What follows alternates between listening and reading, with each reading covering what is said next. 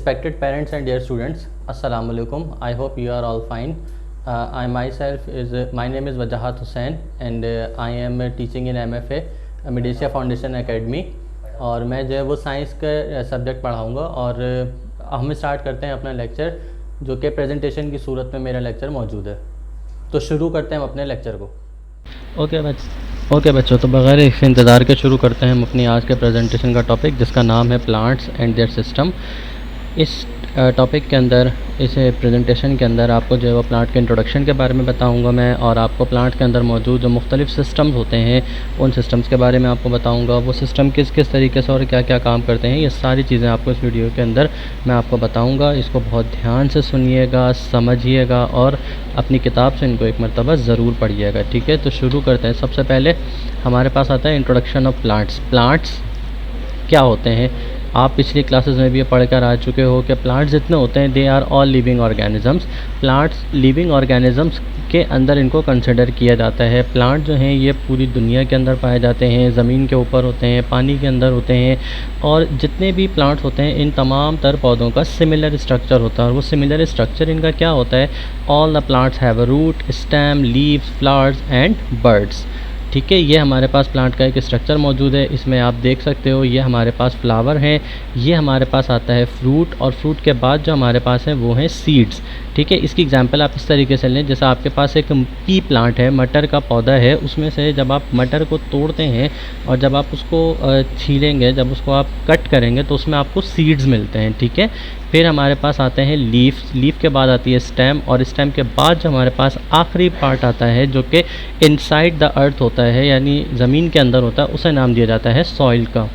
All over the plant को हम दो हिस्सों के अंदर डिवाइड करते हैं। अपर पार्ट से लेकर हमारे पास स्टेम तक जो होता है उसे नाम दिया जाता है शूट का, और शूट के बाद जो हमारे पास आता है उसे नाम दिया जाता है रूट का, ठीक है। फिर इसके बाद जो डिफरेंट इसके स्ट्रक्चर्स होते हैं उनके अलग अलग काम होते हैं, उनको डिस्कस करते हैं। सबसे पहले अगर हम बात करें रूट की, तो रूट का जो फंक्शन होता है वो ये होता है कि ये प्लांट को एक जगह होल्ड करके रखता है। आपने पौधों को कभी चहलकदमी करते नहीं देखा होगा, पौधे बेचारे अपनी पूरी ज़िंदगी एक ही जगह पर गुजार देते हैं।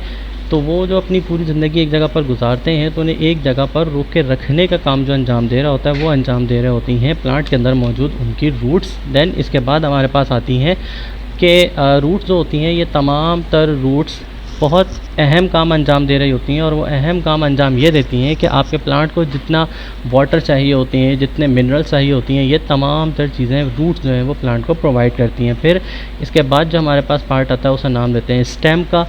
स्टेम प्लांट को सपोर्ट प्रोवाइड करने में बड़ा अहम रोल प्ले करती हैं।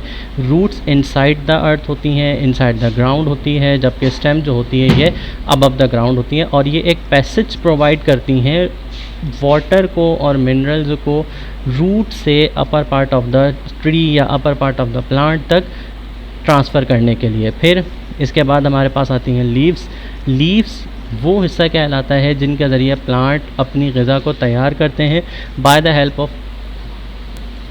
द हेल्प ऑफ प्रोसेस, जिसे नाम दिया जाता है फोटोसिंथेसिस का। अब सवाल यहाँ पे ये होता है कि व्हाट इज़ फोटोसिंथेसिस? फोटोसिंथेसिस कहते किसे हैं? तो फोटोसिंथेसिस हम उस प्रोसेस को कहते हैं कि जिसके ज़रिए प्लांट सनलाइट की मौजूदगी में अपनी ग़िज़ा को तैयार करता है, उसे नाम दिया जाता है फोटोसिंथेसिस का। फिर हमारे पास आते हैं फ्लावर। प्लांट्स के अंदर फ्लावर्स जो होते हैं ये रिप्रोडक्टिव ऑर्गन कहलाते हैं। वो रिप्रोडक्टिव ऑर्गन हमारे पास मेल रिप्रोडक्टिव ऑर्गन्स भी होते हैं, प्लांट के अंदर फीमेल रिप्रोडक्टिव ऑर्गन्स भी होते हैं। कुछ प्लांट ऐसे होते हैं कि जिनके जो फ्लावर्स होते हैं वो अपनी एक स्मेल रखते हैं, और वो अपनी जो स्मेल रखते हैं उसकी बिना पर वो अपना शिकार करते हैं। यानी बहुत से छोटे मोटे कीड़े मकोड़े होते हैं जो कि उनकी खुशबू पर अट्रैक्ट कर जाते हैं, और अट्रैक्ट करने पर वो पौधे उनको अपनी ग़िज़ा के लिए इस्तेमाल करते हैं। इसकी सबसे अच्छी एग्जांपल जो है वो आपको पिचर प्लांट की है, जो इंसेक्टिवोरस प्लांट भी उसे कहते हैं, और ये आपको बासानी इंटरनेट में मिल जाएगा। आप उसमें देखिएगा, उसकी पिक्चर्स देखिएगा कि किस तरीके से वो ये सारे काम अंजाम देते हैं। फिर इसके बाद जो हमारे पास आती हैं वो आती हैं बर्ड्स। प्लांट में उस पॉइंट पर मौजूद होती हैं कि जहाँ से प्लांट की ग्रोथ होती है, और प्लांट की जो ग्रोथ है वो रूट्स और शूट्स, इन दो जगहों से जो है वो प्लांट अपना ग्रो करते हैं। ठीक है, फिर इसके बाद आते हैं हमारे पास प्लांट्स के अंदर मुख्तलिफ़ किस्म के सेल्स होते हैं, मुख्तलिफ़ किस्म के टिश्यूज़ होते हैं और ऑर्गन्स पाए जाते हैं। ठीक, जैसा मैंने आपको पहले भी बताया था, प्लांट लिविंग ऑर्गेनिज्म है। अब according to cell, living organism दो टाइप के होते हैं, एक मल्टी सेलुलर कहलाता है तो दूसरा हमारे पास यूनिसेलुलर कहलाता है। मल्टी सेलुलर वो तमाम लिविंग ऑर्गेनिज्म जिनकी बॉडी में एक से ज़्यादा सेल पाए जाएं। अब वो एक से ज़्यादा सेल 2 भी होते हैं, 10 भी होते हैं, लाख भी होते हैं, करोड़ भी होते हैं। हम उन तमाम तर को मल्टी सेलुलर के अंदर इंक्लूड करते हैं। ये तमाम तर जो प्लांट्स होते हैं, इनके जो सेल्स होते हैं वो अपने अपना अलग अलग काम अंजाम देते हैं। जब इन तमाम तर सेल्स को हम कंबाइन कर दें तो वो हमारे पास बन जाते हैं टिश्यूज़ लाइक जाइलम और फ्लोएम। और जब हम जाइलम और फ्लोएम को कंबाइन कर देते हैं तो वो हमारे पास बनती हैं कनेक्टिव टिश्यूज़। ठीक है, अब सेकंड चीज़ यहाँ पर जो है वो ये आपको बताई है कि जितने भी टिश्यूज़ होते हैं वो तमाम तर टिश्यूज़ जब आपस में कंबाइन होते हैं तो वो एक ऑर्गन बनाते हैं। एग्जाम्पल यहाँ पे आपको मैंने कोट किए। एग्जाम्पल ये है कि अगर लीफ की बात करें तो leaf is the organ which is present in the plant. ठीक है, अब लीफ ऑर्गन है, हमारे हाथ ऑर्गन है, लंग्स ऑर्गन होते हैं, हमारी लेग्स ऑर्गन है, हम इनसे काम अंजाम दे रहे होते हैं। इसी तरीके से प्लांट के भी जो ऑर्गन होते हैं वो उनसे काम अंजाम देते हैं। जैसे लीफ है, लीफ क्या काम अंजाम देगा? लीफ काम अंजाम देता है प्लांट के अंदर फोटोसिंथेसिस के प्रोसेस को कंप्लीट करने का। ठीक है, फिर इसके बाद अगर मैं बात करूं सेल्स की तो मुख्तलिफ़ किस्म के सेल्स प्लांट के अंदर मौजूद होते हैं, जिसमें सबसे पहले जो हमारे पास आता है वो आते हैं क्लोरोप्लास्ट सेल। क्लोरोप्लास्ट सेल वो सेल जो अपने अंदर क्लोरोफिल रखते हैं, और क्लोरोफिल रखते हैं इसकी बिना पर ये अपने अंदर एक एक्टिविटी परफॉर्म करते हैं जिसे नाम दिया जाता है फोटोसिंथेसिस का। ठीक है, अच्छा, फिर हमारे पास जो प्लांट्स होते हैं इनमें मुख्तलिफ़ किस्म के टिश्यूज़ होते हैं, जिसमें हमारे पास सबसे पहले आते हैं वेस्कुलर टिश्यूज़, प्रोटेक्टिव टिश्यूज़ जिन्हें एपिडर्मल टिश्यूज़ भी कहा जाता है, एंड देन हमारे पास आता है ग्राउंड टिश्यूज़ जिन्हें फोटोसिंथेटिक टिश्यूज़ भी कहा जाता है। फिर अगर हम बात करें ट्रांसपोर्ट की, कि पौधों के अंदर ट्रांसपोर्ट किस तरीके से होती है, तो ट्रांसपोर्ट का मतलब होता है ट्रैवल करना। जैसे आप अपने स्कूल से घर जाते हैं या आप घर से स्कूल आते हैं तो आप किसी न किसी चीज़ के ज़रिए आते हैं। आप बाइक आएंगे, आप कार में आएंगे, आप बस में आएंगे, यानी आप एक फ़ासला तय करते हैं, उसे नाम देता है ट्रांसपोर्ट का। तो प्लांट के अंदर भी ट्रांसपोर्टेशन हो रही होती है, और प्लांट के अंदर जो ट्रांसपोर्टेशन हो रही होती है वो ट्रांसपोर्टेशन होती है bye the help of vascular tissues जिन्हें नाम दिया जाता है जाइलम और फ्लोएम का। अब सवाल यहाँ पर ये कि जाइलम और फ्लोएम किस चीज़ को ट्रांसफ़र करते हैं, क्या चीज़ ये जो है वो भेजते हैं? तो जाइलम हमारे पास जितने भी वाटर होते हैं या मिनरल्स होते हैं उन तमाम तर को रूट से एब्जॉर्ब करके पूरे प्लांट के अंदर भेजने का काम अंजाम देती हैं, जबकि फ्लोएम जो है ये आपकी जितनी शुगर होती है उन तमाम तर शुगर को प्लांट के अपर पार्ट तक पहुंचाने का काम अंजाम देती हैं। जाइलम और फ्लोएम जब हम इन दोनों को कंबाइन कर दें, इन दोनों को एक साथ अगर हम पढ़ना चाहें तो उसके लिए एक टर्मिनोलॉजी इस्तेमाल की जाती है जिसे नाम दिया जाता है वेस्क्यूलर बंडल का।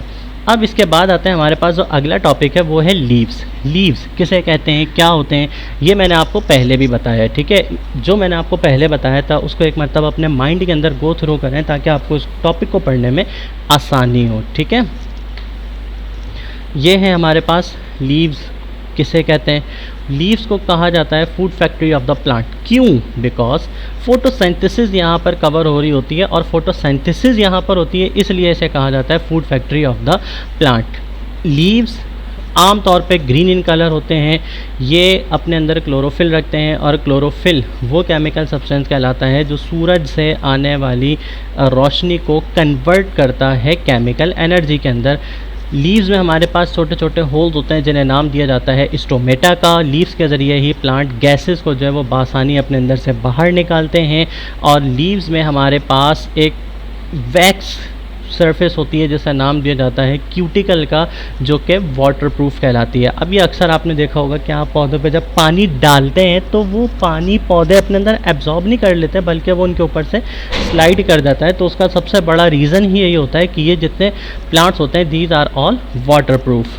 फिर आइए हमारे पास अगला टॉपिक है जिसका नाम दिया जाता है ऑस्मोसिस का। Osmosis is a special kind of diffusion. Diffusion कहते हैं फैलना। अब फैलना किस चीज़ के ज़रिए? मीडियम के ज़रिए, किसी भी वजह से चीज़ों का फैल जाना ऑस्मोसिस कहलाता है। ऑस्मोसिस क्या प्रोसेस होता है? वो प्रोसेस जिसमें मूवमेंट ऑफ मॉलिक्यूल्स होती हैं from the higher region to lower concentration या lower region by the help of a partially permeable membrane. अब ये पार्शियली परमिएबल मेम्ब्रेन क्या होती है? ये देखें, ये हमारे पास दो अलग अलग सॉल्यूशन मौजूद हैं। ये हाई वाटर पोटेंशियल है, ये लो वाटर पोटेंशियल है, और इसके दरमियान में जो आपको नज़र आ रही है ये कहलाती है सेमी परमिएबल मेम्ब्रेन। ये सेमी परमिएबल मेम्ब्रेन अपने अंदर से इन तमाम चीज़ों को ट्रांसफ़र नहीं होने देगी, बल्कि ये अपने अंदर से सिर्फ़ और सिर्फ सॉल्यूट को ट्रांसफ़र होने देती है। वाटर मॉलिक्यूल अपनी जगह पर ही रहते हैं। इन्हें नाम दिया जाता है, इस प्रोसेस को नाम दिया जाता है ऑस्मोसिस का। फिर इसके बाद हमारे पास आता है ट्रांसपायरेशन। ट्रांसपायरेशन किसे कहते हैं? ट्रांसपायरेशन कहते हैं कि जब प्लांट वाटर लॉस करता है, हम उस प्रोसेस को नाम देते हैं ट्रांसपोर्टेशन का। और प्लांट जो वाटर ट्रांसपायरेशन का, और प्लांट जो वाटर लूज़ करता है वो लूज़ करता है in the form of water vapour by the help of a tiny holes which is called the stomata. देखिए हमारे पास एक पिक मौजूद है ट्रांसपायरेशन की, जिसमें हमारे पास लीफ मौजूद है। लीफ को अगर आप अपर सरफेस से देखें तो उसमें आपको छोटे छोटे से होल्स नज़र आएंगे। उनमें मौजूद होते हैं हमारे पास ये स्टोमेटा, और ये स्टोमेटा हमारे पास काम अंजाम दे रहे होते हैं ट्रांसपायरेशन का इन द प्लांट्स। फ्लावर्स की अगर हम बात करें तो फ्लावर्स जितने होते हैं, ये जैसे आपको पहले भी बताया गया था कि the are male and female reproductive organs. Flower content होता है हमारे पास मुख्तलिफ पार्ट्स पे, जिनमें सबसे पहले आते हैं petal, stamen, sepals, anther, carpel, stigma, style and ovary. Petals किसे कहते हैं? Petals are bright in colour and have a scent to attract insects, यानी कीड़े मकोड़े जो अट्रैक्ट होते हैं इन पर वो होते हैं पेटल्स की वजह से। स्टेमन is the male reproductive organ. Sepals protect करती हैं फ्लावर्स को जब वो बर्ड में होता है, यानी जब वो खिल रहा होता है उस टाइम पे ये पत्तियां उनको प्रोटेक्शन का काम अंजाम देती हैं, जिसे नाम दिया जाता है सेपल का। एंथर वो हिस्सा जिसमें पोलन ग्रेन मौजूद होते हैं, और पोलन ग्रेन हमारे पास कहलाते हैं male reproductive cell. Carpel is the female reproductive organ. Remember one thing, stamen and carpel. Stamen is the male reproductive organ and carpel is the female reproductive organ. Stigma is the sticky. Pollen grains stick to this part during the pollination. Stigma वो हिस्सा कहलाता है जो sticky होता है, चिपचिपा होता है, और पोलन ग्रेन यानी मेल पार्ट के जितने भी रिप्रोडक्टिव सेल्स होते हैं वो सारे सेल्स पॉलिनेशन के दौरान यहाँ आकर चिपक जाते हैं। फिर हमारे पास आता है स्टाइल। स्टाइल वो हिस्सा कहलाता है फ्लावर का कि जब पोलन ग्रेन आते हैं तो पोलन ग्रेन को पैसेज प्रोवाइड करने का काम अंजाम दे रहा होता है style. Ovary is the female reproductive cell, और ओवरी जो है वो हमारे पास प्लांट के अंदर रखती हैं जिन सेल्स को, उन्हें नाम दिया जाता है एग सेल्स का। ये हमारे पास डायग्राम मौजूद है फ्लावर की, जिसमें आप देख सकते हो पेटल्स हैं, पेटल के बाद एंथर हैं, फिलामेंट्स हैं, ये हमारे पास स्टिग्मा आ गया, ये स्टाइल कहलाता है, ये ओवरी है, ये हमारे पास ओव्यूल हैं, these are the sepals and this is the stem. Anther और फिलामेंट जो हैं ये हमारे पास कहलाते हैं stamen. Thank you so much, I hope you understand about it, और इससे बहुत ध्यान से पढ़िएगा, अपनी किताब से ये टॉपिक ज़रूर देखिएगा, और आई होप कि आपको ये लेक्चर जो है वो समझ आया होगा।